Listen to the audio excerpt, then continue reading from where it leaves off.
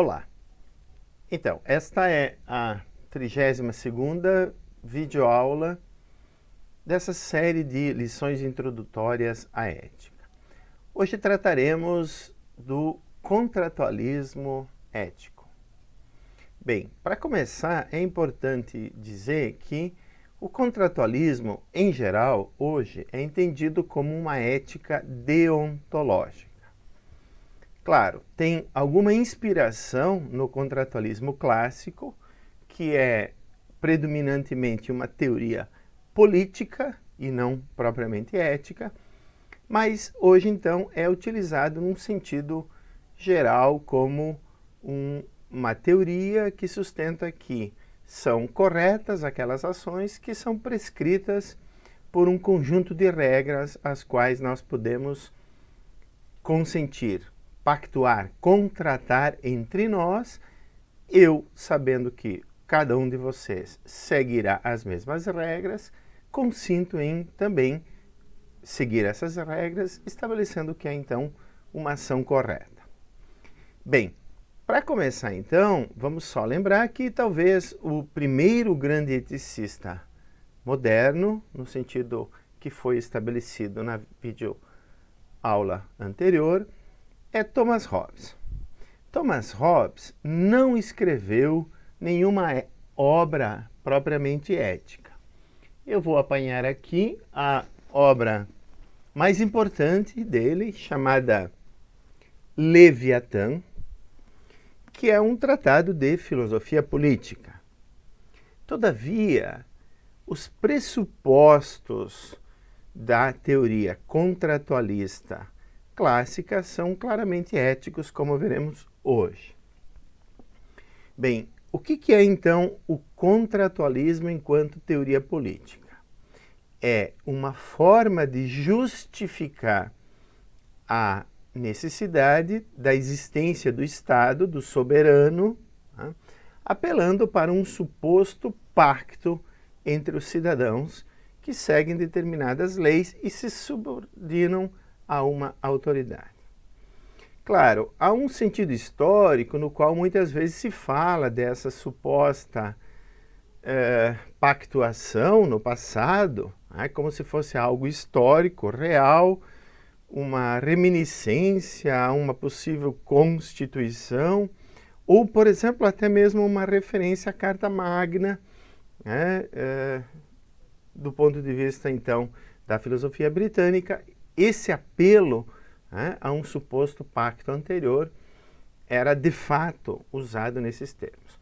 Todavia, o contratualismo político não depende dessa constatação histórica de se existiu ou não um acordo de submissão a uma autoridade, a um Estado. Tá?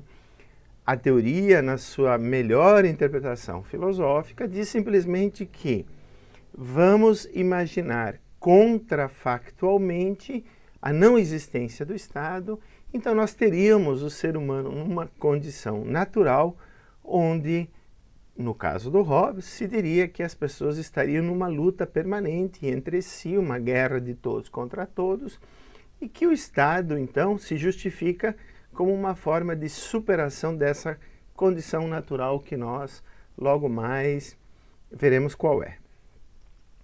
Bem, no caso do Hobbes, a pergunta óbvia é por que ele, não tendo escrito nenhum tratado de ética, mas tendo escrito um livro de filosofia política, pode ser considerado um primeiro grande eticista moderno.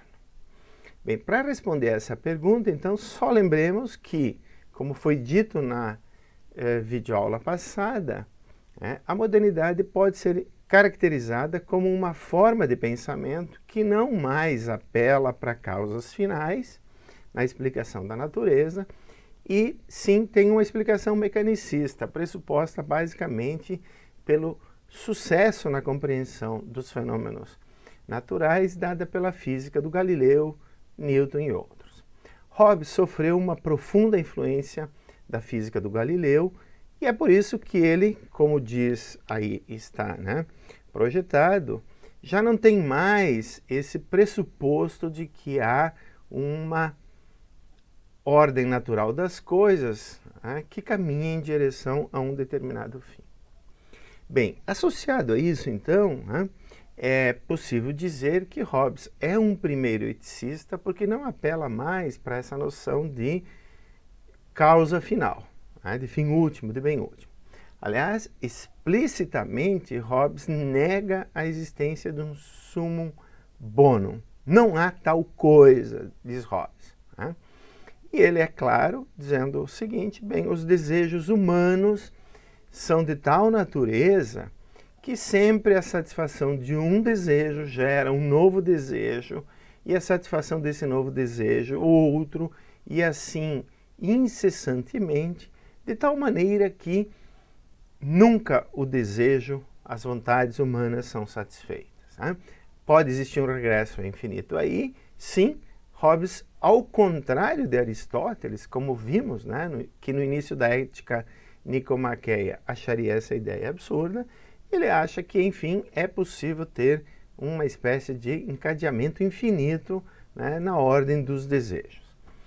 Então, ao negar esse pressuposto de um fim último, né, Hobbes se contrapõe a Aristóteles e pode ser considerado, então, um dos primeiros eticistas modernos. Essa é uma das razões, entre outras, como veremos logo mais. Bem, é importante, então, também frisar esse ponto, né, que Hobbes tem uma concepção de ética muito peculiar. Né? Eu vou, então, simplesmente projetar aqui a definição, porque ela é importante para a gente caracterizar como Hobbes pensa a ética, né, ou a chamada filosofia moral. Ela é, eu cito, vocês podem acompanhar, a filosofia moral nada é senão a ciência do que é bom ou mal na convivência, na conversation da sociedade humana. Tá? Bem, então, sendo a filosofia moral uma ciência, estranhamente, mas isso é importante frisar que é assim para Hobbes, a ética ou a filosofia moral não faz parte da filosofia civil e política, mas sim da filosofia natural. Tá? Então, Hobbes é um dos primeiros grandes naturalistas também. Tá? Quer dizer, para ele, os fenômenos que a ética trata são parte da filosofia natural, né? Tanto quanto a física, e não da filosofia, por exemplo, política. Né? Bem, é importante então aqui também salientar que Hobbes, levando a sério isso, vai fazer um estudo profundo das paixões humanas. Né? E nós encontramos nele, né, uma espécie de descrição até mecânica dessas paixões que existiriam naquilo que ele chama de estado natural. Bem, tendo feito esse esclarecimento, então, sobre a definição que Hobbes tem da própria ética, da filosofia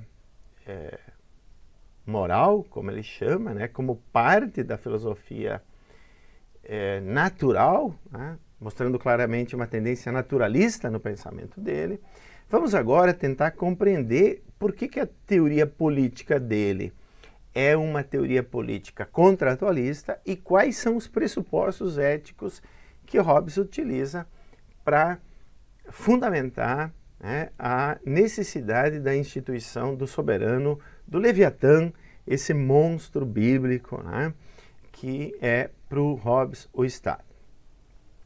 Bem, há três grandes momentos, né, que são importantes compreender. Um é de um certo estado de natureza, eu vou chamar aqui condição natural do ser humano. Tá? Um segundo momento é o pacto, propriamente dito. E, finalmente, nós temos, então, a instituição do soberano, do Leviatã, o Estado. Tá? O Estado tipicamente moderno, tal como Hobbes o entende. Bem, agora, novamente, não se trata de uma passagem histórica, né, cronológica, nem nada. Trata-se de pensar contrafactualmente como seria se o Estado não existisse. Quer dizer, Então, se não tivesse sido feito um pacto, como seria o ser humano? O ser humano viveria no que a gente poderia caracterizar como condição natural, em estado de natureza. Bom, e eu vou mencionar aqui 2 ingredientes importantes para a gente compreender como seria o estado de natureza na visão tipicamente hobbesiana. Isso está na página, eu separei aqui na página 89 dessa edição que eu tenho em mãos, ou na página dos Pensadores, no volume Hobbes. Aí tem uma descrição do estado de natureza. Dizer, no estado de natureza, haveria uma espécie de medo recíproco, que consistiria numa espécie de igualdade natural entre as pessoas. Vou logo mais voltar a esse ponto, que igualdade seria essa, mas nós percebemos claramente aí que as pessoas estariam guiadas pelo medo, constantemente pensando na possibilidade de uma morte violenta. Então, é claro que aparentemente as pessoas são diferentes, no tamanho, na força física, no grau de inteligência, etc. Mas o Hobbes pensava que isso não era suficiente para negar a igualdade entre os seres humanos. Então, se um pressuposto fundamental de uma ética moderna é a igualdade, nós encontramos em Hobbes uma caracterização e um argumento claro nessa direção, sem, novamente, apelo a uma verdade superior. Bom, o Hobbes, então, escreve o seguinte, são iguais aqueles que podem fazer coisas iguais um contra o outro. E aqueles que podem fazer as coisas maiores, e aí seria matar, tirar a vida de uma outra pessoa, podem fazer coisas iguais. Portanto, todos os homens são naturalmente iguais entre si. A desigualdade que hoje constatamos encontra sua origem na lei civil. Bom, se nós agora colocarmos esse argumento numa forma canônica, nós teremos uma espécie de prova da igualdade entre as pessoas. E, novamente, como vocês verão aqui, sem apelo a nenhuma pressuposição metafísica, uma verdade superior nas premissas. Então, o argumento está ali, organizado. A premissa maior seria: são iguais aqueles que podem fazer coisas iguais um contra o outro. A premissa menor: aqueles que podem matar podem fazer coisas iguais. Portanto, a conclusão, todos os homens são naturalmente iguais entre si. Bem, observem bem esse argumento e lembrem, desde as primeiras videoconferências, eu tenho insistido nessa ideia de que a filosofia tem os seus próprios padrões metodológicos e de justificação. Então, se nós quisermos provar que todos os homens são iguais entre si, nós colocamos essa sentença como uma conclusão que supostamente se segue de 2 premissas autoevidentes, que estão ali apresentadas, e que, se nós aceitamos as premissas, a conclusão também nós temos que aceitar. Então, considerem agora se esse argumento é válido, quer dizer, se a conclusão se segue. E mais importante do ponto de vista de uma reflexão filosófica crítica, considerem se esse argumento parte de 2 premissas que são corretas, no sentido de serem, digamos, autoevidentes, serem verdadeiras, serem aceitáveis. Se esse é o caso, nós temos então um argumento correto aí no final das contas, com premissas verdadeiras e com uma inferência de uma conclusão que se segue. Bom, dada essa igualdade natural entre os seres humanos, no mundo natural, essa seria uma igualdade natural, uma condição natural do ser humano, poder tirar a vida um do outro, Eu sei que isso não é uma caracterização assim muito fácil, né, do ser humano, mas para o Hobbes, né, de fato, o ser humano é um lobo para o outro ser humano, né? Homo homini lupus, né? É uma afirmação que ele popularizou, né, de um pensador clássico do período romano. Bom, nesse estado é importante então dizer, né, nada pode ser injusto. E aqui a gente percebe, então, nessa condição natural, um certo subjetivismo, talvez, né? Esse seria o melhor termo, dado que quando Hobbes define o que é o bom, ele diz que bom é, seja lá o que for, um objeto do nosso apetite, do nosso desejo, das nossas vontades. Então, na condição natural, nós temos, de alguma maneira, né, os nossos desejos nos guiando. Há um certo subjetivismo nesse sentido apenas, e que o que nós consideramos bom ou mal é aquilo que nos agrada, né? Aqui, então, já se pode perceber que pode ser associado um certo egoísmo ético em Hobbes, sim, nesse estado de natureza, né, onde cada um persegue, busca realizar aquilo que considera bom, tá? Mas logo nós vamos ver que essa não é toda a história. Bem, o que mais então nós podemos dizer sobre esse estado de natureza, tá? Isso então agora é dado por uma citação famosíssima, né? Essa descrição dessa condição natural, que eu vou ler parte dela, né? Para mostrar que tipo de, enfim, imagem o ser humano tem, né, desde essa perspectiva hobbesiana, né? Quer dizer, quando nós não temos estado, né, se nós pensarmos isso contrafactualmente, como se num passe de mágica o estado deixasse de existir, então para o Hobbes nós teríamos uma condição natural onde não prosperaria a indústria, tá? Não haveria lugar para a indústria, pois os produtos seriam incertos, tá? Não existiria agricultura, cultivo da terra, não existiria navegação, tá? Nem mesmo mercadorias, portanto, né? Transportadas, importadas pelo mar, pelo ar, etc. Tá? Não haveria casas confortáveis, tá? Quer dizer, não haveria também ciência, conhecimento, tá? Nem artes, nem letras. De fato, as pessoas viveriam com medo da morte violenta e fariam de tudo para realizar os seus próprios desejos, e, guiadas pelo medo, levariam a tentar tirar a vida das outras pessoas antes que as outras pessoas tirassem a vida delas, tá?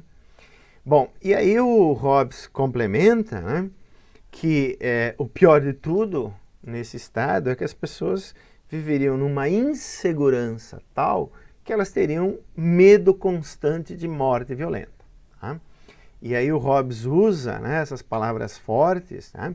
A vida do homem seria solitária, tá? Pobre,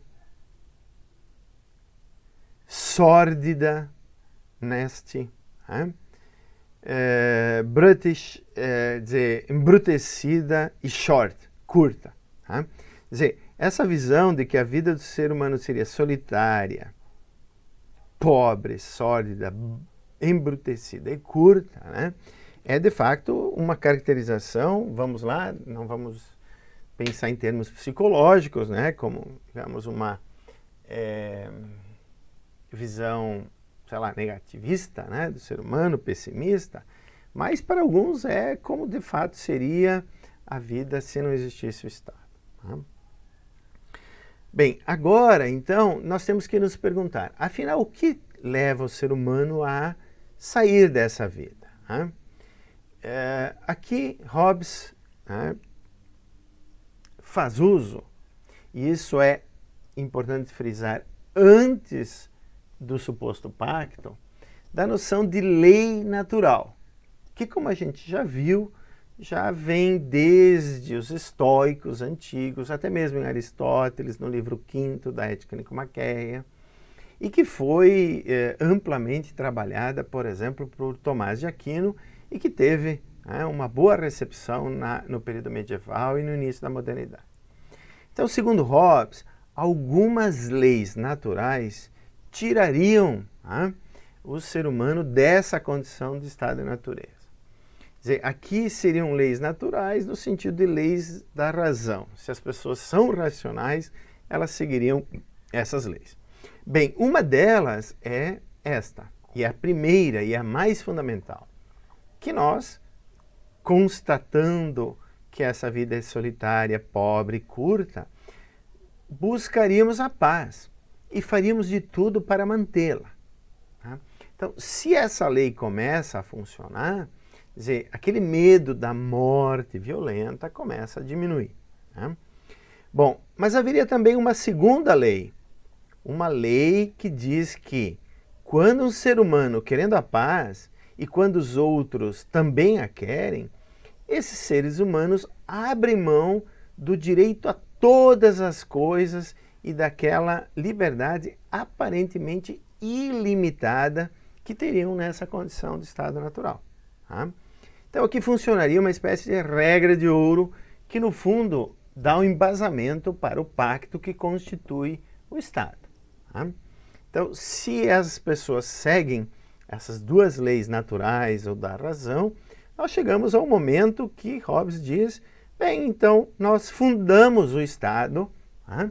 Porque nós vamos procurar a paz, vamos mantê-la, abrimos mão, né, de uma licenciosidade, de uma liberdade completa, de direitos supostamente absolutos, mas individuais no estado da natureza, e por um pacto, quer dizer, sabendo que os outros também farão, nós nos subordinamos a um Estado, quer dizer, abrimos mão desses direitos em troca de um bem maior que é a segurança. A segurança de que a nossa vida não será tirada arbitrariamente. Então aqui tem a definição do contrato para Hobbes, né? Cedo e transfiro o meu direito a governar-me a mim mesmo, a este homem ou a esta outra pessoa ou a uma assembleia, né, de pessoas, com a condição das outras pessoas também abrirem mão do seu direito, né? E assim nós autorizamos de maneira semelhante todas as ações do Estado. Bem, fiz uma leitura livre, né? Mas a ideia que tem aqui dessa definição de contrato é que nos permite pensar o que é o contratualismo político, né? Que no caso clássico o objeto é a instituição do Estado.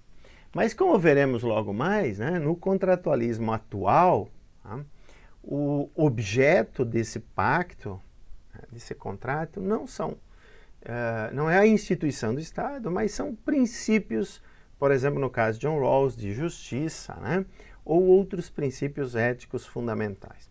Então é muito importante manter presente esse conceito. Bem, feito o pacto, então começam a vigorar novas leis. Tá? Então teríamos ali uma terceira lei da natureza. Né? Justo é manter os pactos feitos, injusto descumpri-los. Justo é seguir o que é determinado legalmente pelo soberano, pelo Estado. Né? Hobbes é um absolutista. Então, nesse sentido, o soberano é pensado como tendo o poder completo de estabelecer as leis. Tá? E assim por diante, quer dizer, nós temos aí um conjunto de regras que dizem o que é justo ou injusto fazer. Então, ao contrário do estado de natureza, onde bom era subjetivo, né? No estado constituído nós temos a noção do justo, pensada objetivamente. É aquelas leis que o soberano faz e que, enfim, estabelecem o que é correto fazer ou não, tá? O que é justo fazer ou não. Então, nesse sentido, o Hobbes, se aqui ele parece um justnaturalista, no Estado, uma vez constituído, ele parece muito mais um positivista. Né? Avant la lettre, quer dizer, justa é a lei emanada de uma autoridade legitimamente constituída. Bom, é claro que há entre os intérpretes de Hobbes uma discussão se os indivíduos abrem mão de todos os direitos, né, nessa condição natural para instituir o Estado, ou se, por exemplo, o direito à defesa da própria vida não é um direito que as pessoas devam abrir mão. Né? Claro, o Hobbes aparentemente sustenta essa última posição porque o próprio Estado não está autorizado a atentar contra a vida dos seus cidadãos. Né? Então, eu particularmente penso que essa é a interpretação correta, mas ela é polêmica. Né? Bom, nós temos aqui então, né, basicamente, o que é o contratualismo político, que tem pressupostos éticos que aparentemente são de um egoísmo ético na condição natural, mas que não é bem assim porque a gente, uma vez que institui o Estado, né, tem uma noção mais objetiva do que é justo. E nós podemos perceber isso, né, vendo que Hobbes aparentemente tinha sim já em mente, era consciente, né, do problema do que a gente chama hoje na teoria dos jogos, né, teoria da decisão, do dilema de prisioneiro. Então, brevemente, eu só vou mostrar isso para questionar um pouquinho a pressuposição de que a teoria ética subjacente ao contratualismo político é o egoísmo ético. Né? E, é claro que as pessoas são autointeressadas, segundo Hobbes, na condição natural, né? Mas isso não significa que elas devem sempre só seguir os próprios interesses. E a gente percebe isso, né, no chamado dilema de prisioneiro. Então imaginem uma situação onde a gente tenha, por exemplo, dois agentes, Pedro e Paulo, né? Eles acabam cometendo um crime, roubam, né, um relógio de uma determinada loja, etc.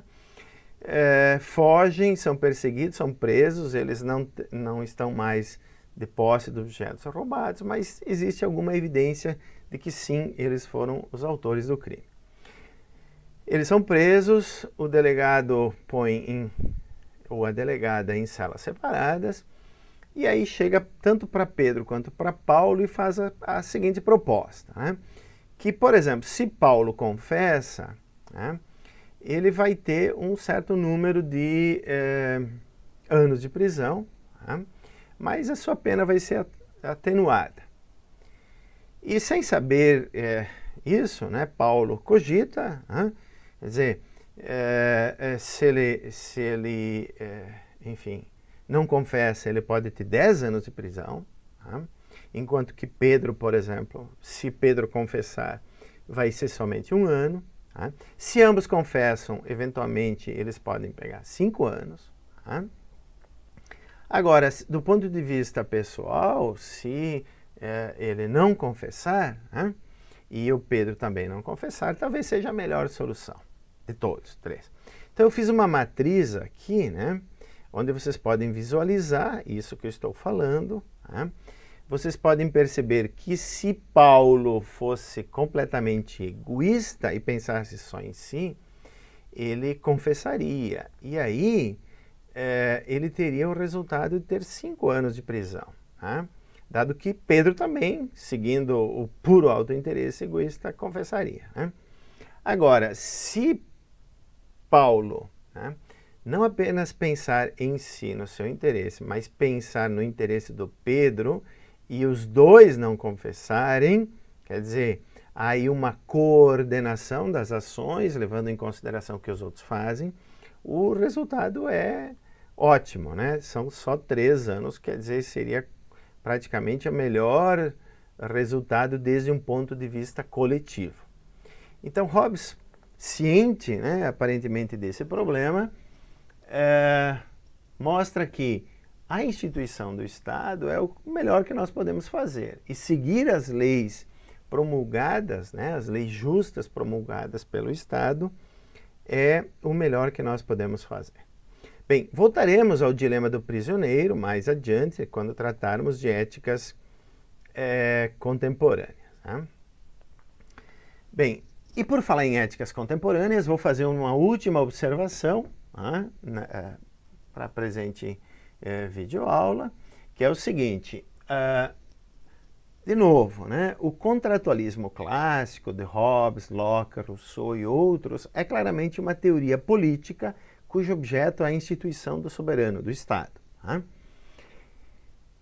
Entretanto, hoje, o que nós entendemos por contratualismo é o contratualismo ético, o contratualismo moral, cujo objeto não é a instituição do Estado, mas sim pactuar princípios de justiça, princípios éticos, né, que deveriam ser considerados no momento da instituição do Estado, ou de uma Constituição ao menos, né, que distribuiria então as funções aos diferentes setores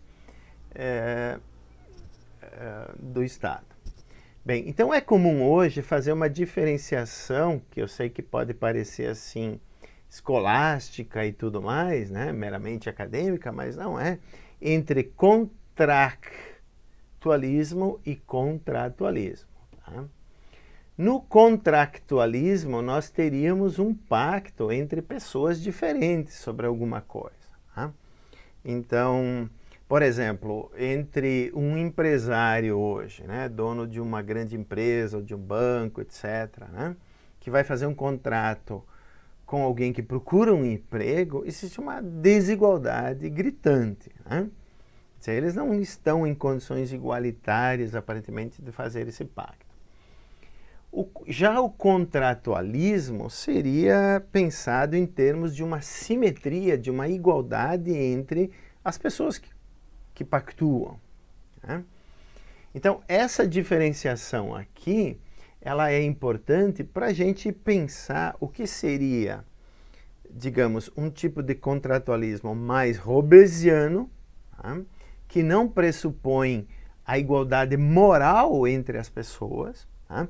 Talvez uma igualdade tal como foi aquela descrita por Hobbes no Estado da Natureza, e um contratualismo moral de orientação, digamos, mais kantiana, mais igualitária, onde pessoas livres e iguais pactuam entre si princípios morais, né? Princípios de justiça, por exemplo, que é o caso de John Rawls, que nós estudaremos na ética contemporânea. Então, proponentes hoje de um contratualismo mais hobbesiano, né, como, por exemplo, David Gauthier, tem um livro maravilhoso que chama Morals by Agreement, né, seguem essa tradição mais hobbesiana, né, de pensar o contrato nesses termos de uma espécie de pressuposição egoísta, né, de indivíduos autointeressados buscando realizar os seus desejos.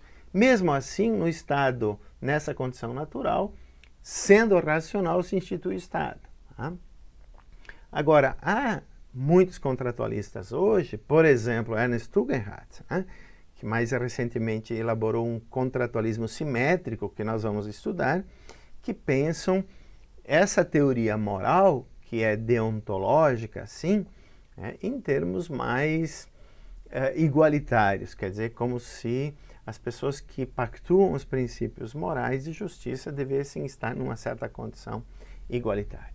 Bom, isso, claro, levanta uma série de questões críticas sobre o contratualismo, e eu encerro, então, dizendo isso. Quando estudarmos as éticas contemporâneas, vamos discutir se o contratualismo é uma teoria moral que se sustenta, né, ou se ele tem, digamos, uma espécie de circularidade, né, ao pressupor esse tipo de igualdade na pactuação de princípios de justiça, ou até mesmo, talvez, né, uma petição de princípio, quer dizer, ele vai pressupor aquilo que ele realmente pretende provar, por exemplo, né, que as normas morais, os princípios são corretos porque seriam contratados numa situação igual. Né?